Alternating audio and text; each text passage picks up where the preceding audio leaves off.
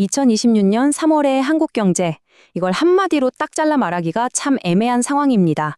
왜냐하면 한쪽에서는 역대급 호황이라는 말이 나오는데 다른 한쪽에서는 위기라는 목소리가 그 어느 때보다 크거든요. 오늘 이 자료 분석에서는 한국 경제의 이 상반된 두 얼굴을 깊숙이 들여다보겠습니다. 자, 그럼 핵심 질문은 바로 이겁니다. 지금 한국 경제 과연 호황일까요? 불황일까요? 오늘 저와 함께 이 복잡하게 얽힌 퍼즐의 조각들을 하나씩 맞춰가 보시죠. 우선 이 상황의 핵심부터 짚어봐야 하는데요. 바로 역설이라는 키워드입니다. 세계 무대에서는 그야말로 질주하고 있는데 정작 우리 안에서는 힘겨워하는 모습이 뚜렷하거든요. 이 두 가지 현실이 어떻게 동시에 존재할 수 있는지 그 이야기부터 시작해보겠습니다. 이 화면이 현재 상황을 아주 잘 보여주는데요. 왼쪽을 보시면 기록적인 반도체 붐 덕분에 수출은 그야말로 불을 뿜고 있습니다.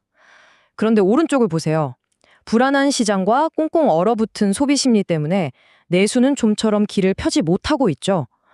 마치 한 나라에 전혀 다른 두 개의 경제가 돌아가고 있는 셈입니다. 이런 아슬아슬한 균형, 이게 어디서 극적으로 나타났냐면요. 바로 2026년 3월 주식시장이었습니다. 정말 한편의 스릴러 영화 같았던 한 달이었는데요. 이 시장의 움직임 자체가 지금 우리 경제가 얼마나 위험한 줄타기를 하고 있는지 보여주는 하나의 축소판이라고 할 수 있습니다. 자, 타임라인을 한번 따라가 볼까요? 3월 초 중동에서 긴장이 고조되자 시장이 갑자기 폭락하기 시작합니다. 그리고 이어진 블랙 먼데이엔 코스피, 코스닥 양대 시장이 무려 8% 넘게 주저앉았죠. 시장의 공포가 극에 달하면서 결국엔 서킷 브레이커까지 걸리는 정말 아찔한 상황까지 갔습니다. 그런데 정말 놀랍게도 3월 중순이 되자 시장은 언제 그랬냐는 듯이 가파른 V자 반등을 만들어냅니다. 네, 바로 이 숫자, 마이너스 8%. 블랙 먼데이 단 하루 만에 시장이 얼마나 큰 공포에 휩싸였는지 이 숫자 하나가 모든 걸 말해주죠. 아니, 어떻게 이런 기적 같은 반등이 가능했을까요? 그 배경엔 정말 압도적인 단 하나의 엔진이 있었습니다. 여러분도 짐작하시겠지만 바로 한국의 반도체 산업입니다. 자, 그럼 이제 이 역설의 밝은 쪽으로 한번 가볼까요? 지금 한국 경제의 긍정적인 헤드라인을 만들어내고 있는 이 엄청난 성장 엔진, 반도체 이야기입니다.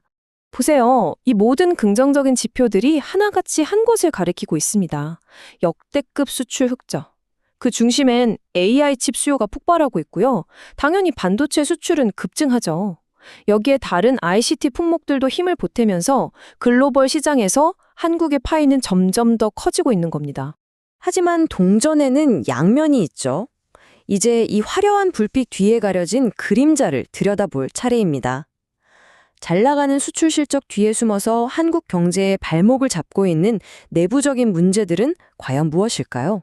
수출은 잘 된다는데 왜 내 지갑은 그대로일까? 아마 많은 분들이 공감하실 말일 겁니다. 뉴스에 나오는 숫자랑 내가 실제로 느끼는 체감 경제 사이에 얼마나 큰 벽이 있는지 정말 뼈아프게 와닿는 말이죠. 그럼 도대체 왜 이런 차이가 생기는 걸까요? 그 원인을 크게 세 가지로 짚어볼 수 있습니다. 바로 에너지 위기, 그리고 성장의 양극화, 마지막으로 여전히 우리 경제의 가장 큰 뇌관으로 남아있는 가계부채 문제입니다. 첫 번째 도전, 에너지 문제입니다. 중동 지역이 불안해지면 국제 유가가 바로 올라가죠. 아시다시피 우리나라는 에너지 대부분을 수입하잖아요. 그러니까 이건 바로 우리 밥상 물가, 우리 생활비의 직격탄이 되는 아주 심각한 문제입니다. 두 번째 문제는 이 성장이 너무 한쪽으로 쏠려 있다는 거예요. 성장의 양극화죠. 반도체나 ICT 같은 첨단 분야는 정말 잘 나가지만 건설이나 전통 제조업 같은 분야는 여전히 힘든 상황입니다. 결국 특정 분야를 빼고는 좋은 일자리가 늘기 힘든 그런 구조가 되어가고 있다는 뜻입니다. 그리고 마지막, 어쩌면 가장 불안한 뇌관일지도 모르는 가계부채 문제입니다. 지금 기준금리가 안정적이라고 해도 주택담보대출을 중심으로 빚이 다시 늘고 있다는 점이 참 우려스럽습니다. 이건 언제 터질지 모르는 시한폭탄 같은 거죠. 나중에 금리가 조금이라도 오르면 가계에 엄청난 압박이 될 수밖에 없습니다. 자, 그럼 지금까지의 이야기를 한번 정리해볼까요?